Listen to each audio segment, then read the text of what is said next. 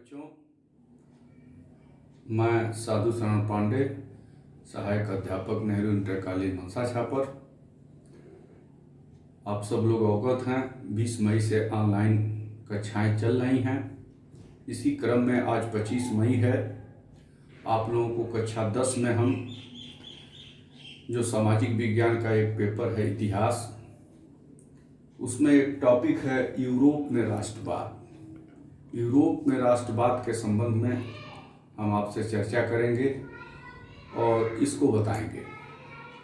लेकिन इस बीच में एक बात और स्पष्ट करना चाहते हैं कि कोई भी समस्या तत्काल उत्पन्न नहीं होती है। वह समस्या कुछ दिन पहले से धीरे धीरे आती है, लेकिन हमारे और आपके बीच में कुछ दिन के बाद ही वह समस्या सामने खड़ी होती है। तब हम समझ पाते हैं कि यह कौन सी समस्या है। यूरोप में राष्ट्रवाद हम दो तरीके से भी इसको समझ सकते हैं, पढ़ सकते हैं। एक तरीका डायरेक्ट है, यूरोप में राष्ट्रवाद के संबंध में हम बता दें। दूसरा, इसके पृष्ठभूमि में क्या है। पृष्ठभूमि में हम देखेंगे तो और स्पष्ट इसको हम समझ पाएंगे कि वास्तव में क्या चीज़ है राष्ट्रवाद। तो इसमें हम आपको अवगत करा देना चाहते हैं कि यूरोप में राजतंत्र था। क्या था? राजतंत्र था। वहाँ राजा शासन चलाता था। तो शासन चलाने के लिए तमाम स्टेटों में वह बंटा हुआ था। जैसे पादरी वर्ग था, वहाँ सबसे ज़्यादा संख्या ईसाइयों की थी और पादरी वर्ग का मान्यता बहुत ज़्यादा था। चर्च को वहाँ की जनता ज़्यादा महत्व देती थी, पादरी को ज़्यादा महत्व देती थी। तो ईसाइयों की संख्या ज़्यादा थी, इसलिए पादरी का वहाँ महत्व बहुत ज़्यादा था। स्थिति वहाँ यह हो गई यूरोप में, राजा जो है वह तमाम तरह की सुविधा और अपने सुविधा से लैस था और इतना ज़्यादा वह, जिसे एक तरह से यह कहना चाहते हैं कि वह बहुत ही जनता क्या कर रही है, जनता में कौन सी समस्या है, इससे उसको मतलब नहीं था। वह अपने जीवन को एक बहुत ठाठ बाट से वहाँ का राजा जी रहा था। स्थिति कुछ समय के बाद यह हुई कि वहाँ जनता में असंतोष व्याप्त हो गया, और जब असंतोष व्याप्त हो गया तो राजा डायरेक्ट जनता से उस असंतोष को दूर नहीं कर सकता था। एक बात और आपसे हम बताए हैं कि वहाँ ईसाई धर्म को मानने वाले लोगों की संख्या ज़्यादा थी। पादरी का वहाँ महत्वपूर्ण भूमिका था। तो राजा क्या किया, सीधे राजा ने पादरी वर्ग को अपने एक तरह से बस में किया, उसको पैसा देके, प्रलोभन देके बस में किया। और वहाँ पे पादरी वर्ग जनता का जो असंतोष है उसको इस तरह से दूर किया कि यहाँ पे जो राजा होता है वो क्या होता है, दैवी शक्ति उसके पास विराजमान होता है। राजा मतलब भगवान होता है, ईश्वर होता है। यह पादरी अपने ईसाई धर्म के माध्यम से जनता को यह बताना चाहता था, जिससे कि राजा का जनता विरोध न कर पावे और जनता में असंतोष की जो भावना है वो धीरे धीरे दूर हो जाए। इस तरह से राजा ने सीधे पादरी को अपने मोटिवेट किया, अपने बस में किया और जनता में जो असंतोष था उसको हटाने का प्रयास किया। इसलिए कि वह सीधे जनता से यह कहता था कि राजा मतलब देवता होता है, भगवान होता है। तो इतना तो स्पष्ट हो गया कि धीरे धीरे लोगों में असंतोष की भावना व्याप्त हो रही थी। एक चीज़ और आपसे हम क्लियर करना चाहते हैं कि जहाँ असंतोष की भावना व्याप्त होगी और जब धीरे धीरे असंतोष बढ़ता जाएगा तो जाहिर सी बात है, निश्चित रूप से वहाँ कुछ बुद्धिजीवियों का उदय होगा। उसमें से कोई न कोई आवाज़ उठाने के लिए आगे आएगा। उस समय भी यही हुआ। जब लोगों में असंतोष व्याप्त हो गया तो उस समय कुछ बुद्धिजीवियों का उदय हुआ। उन्हीं बुद्धिजीवियों में से एक थे रूसो और एक थे वॉल्टेयर। और ये दोनों बहुत बड़े दार्शनिक थे।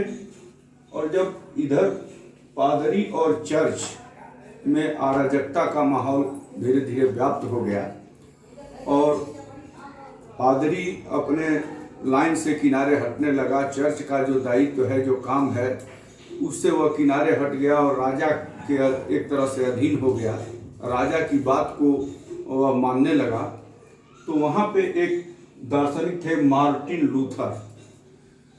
मार्टिन लूथर ने क्या किया, ईसाई धर्म जो था उस समय, उससे अलग हटके एक धर्म की स्थापना की, प्रोटेस्टेंट धर्म की स्थापना की। किसने? मार्टिन लूथर ने। और इससे ये जो पहले का ईसाई धर्म था, जो पादरी थे, उनके एक तरह से विरोध में, धर्म तो वही था लेकिन इसमें तरीका दूसरा था। नेक्स्ट जो अभी आपको हम बताए हैं, रूसो वॉल्टेयर, जो दो दार्शनिक आए सामने असंतोष की भावना को देखते हुए।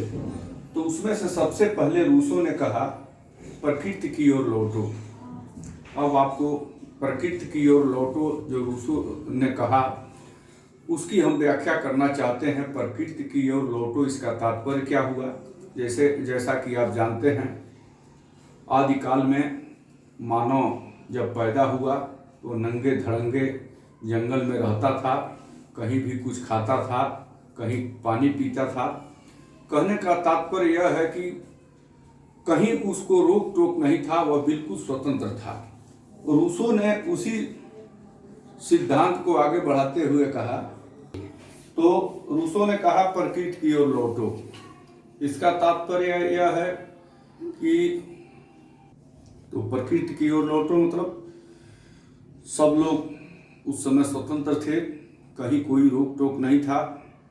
इन्होंने कहा कि जब मनुष्य पैदा हुआ, उसके बाद वो पृथ्वी पर आया तो वह स्वतंत्र रूप से, अगर पेड़ से वो फल प्राप्त करता है, नदी से पानी प्राप्त करता है, तो न पेड़ उससे कहता है कि टैक्स दो, न नदी कहता है टैक्स दो। तो जो प्रकृति के द्वारा जो चीज़ें हमको मिल रही हैं, निःशुल्क मिल रही हैं, उस पर राजा कौन होता है जो टैक्स लेगा? राजा को क्यों हम टैक्स देने जाएं? यह रूसो ने कहा था। इनका जन्म जेनेवा में हुआ था और इन्होंने प्रकृति की ओर लौटो सिद्धांत का प्रतिपादन किया। नेक्स्ट थे वॉल्टेयर। वॉल्टेयर ने भी इस बात का समर्थन किया। उन्होंने कहा कि सही बात है, जब प्रकृति के द्वारा हमको जल मिल रहा है, निःशुल्क फल मिल रहा है, सारी चीज़ें हैं, यह हमको मिल रहा है, तो फिर हम क्यों हम टैक्स देने जाएं? और उस समय की स्थिति, जैसे इन्होंने कहा कि रूसो ने कहा कि जब कुछ दिन के बाद धीरे धीरे मानव सभ्यता आगे बढ़ता गया, तो 10-5 लोग मिल के क्या किए, कहे कि यह हमारी ज़मीन है, यह हमारा पेड़ है, यह हमारा पौधा है, यह हमारा बगीचा है, अपना करना लोग शुरू किए। लेकिन उनके अंदर एक डर की भावना व्याप्त थी कि हमारी ज़मीन को दूसरा कोई न ले ले, हमारे वृक्ष को दूसरा कोई न ले ले। तो यह उस समय की बात हम आपसे बता रहे हैं, जब उस समय आपका संविधान नहीं था, कोई कानून नहीं था। उस समय क्या था, केवल धर्म को लोग मानते थे, धार्मिक प्रवृत्ति के लोग थे। तो उस समय एक अवधारणा निकली, एक बात निकली कि यदि हमारा आप जमीन लेंगे तो आपको ईश्वर दंड देगा, आपको भगवान दंड देगा। हमारा अगर पेड़ पौधा लेंगे, नुकसान करेंगे तो ईश्वर दंड देगा और ईश्वर के तरफ से आप दोष सिद्ध कर दिए जाएंगे। तो उस समय धार्मिक प्रवृत्ति के लोग थे, धर्म के क्षेत्र में ज़्यादा अपना बढ़ावा था और धर्म को ज़्यादातर मानते थे। तो अभी आपने समझा, जब समाज में असंतोष की भावना उत्पन्न होने लगी तो बुद्धिजीवियों का उदय हुआ और धीरे धीरे लोगों के पास अपना बुद्धि, दिमाग, सोचने की क्षमता उत्पन्न हुई। ऐसी स्थिति में यूरोप में आधुनिक विचार का उदय, अब यही आधुनिक विचार का उदय हो गया। अभी आपको इसकी पृष्ठभूमि हम बता रहे थे। अब आधुनिक विचार का जब उदय हुआ, यूरोप में आप राष्ट्रवाद पढ़ रहे हैं, अब हम राष्ट्र पर आते हैं। जैसा कि राष्ट्र को समझने से पहले एक बात और स्पष्ट रूप से जान लीजिए कि यूरोप में इसके पहले भी बहुत से छोटे छोटे राज्य थे। जैसे राज्य का मतलब होता है, राज्य की एक भौगोलिक सीमा होती है, लोग चाहिए और तंत्र चाहिए, ये तीनों चीज मिलके राज्य हो गया और राज्य चलेगा। लेकिन राज्य राष्ट्र नहीं हो सकता। क्यों नहीं हो सकता है? अब इसको बताने से पहले बता रहे हैं कि यूरोप में जो राष्ट्रवाद है, यूरोप में जैसे इसके पहले भी राजतंत्र था, छोटे छोटे राज्य थे, लेकिन राष्ट्र नहीं था। लेकिन जब आधुनिक भारत, जब आधुनिक विचारों का उदय हुआ, लोग जब बुद्धिजीवी हुए, तो उसके बाद राष्ट्र के तरफ यूरोप में लोगों का ध्यान आकर्षित हुआ। क्यों हुआ? जैसे राष्ट्र के प्रति सभी लोगों की भावना एक होनी चाहिए, चाहे वो किसी धर्म का हो, जाति का हो। कहने का तात्पर्य है कि अपने देश के प्रति उनकी भावना समर्पित होनी चाहिए और वह सब लोग मिलकर यह सोचें कि हमारा राष्ट्र है और हम लोग धर्म, मजहब, जात में भले अलग अलग हम निवास करते हैं, लेकिन जब देश की बात आएगी, राष्ट्रीयता की बात आएगी, तो हम सब नागरिक जो एक साथ हैं वह राष्ट्र के प्रति समर्पित हैं। इस तरह की भावना यूरोप में शुरू हुआ। जब आधुनिक विचारों का उदय हुआ, उसके बाद तब राष्ट्र के प्रति लोगों की भावना जागृत हुई और वहाँ पे राष्ट्रवाद की उत्पत्ति हुई और वहीं से राष्ट्रवाद शुरू हुआ।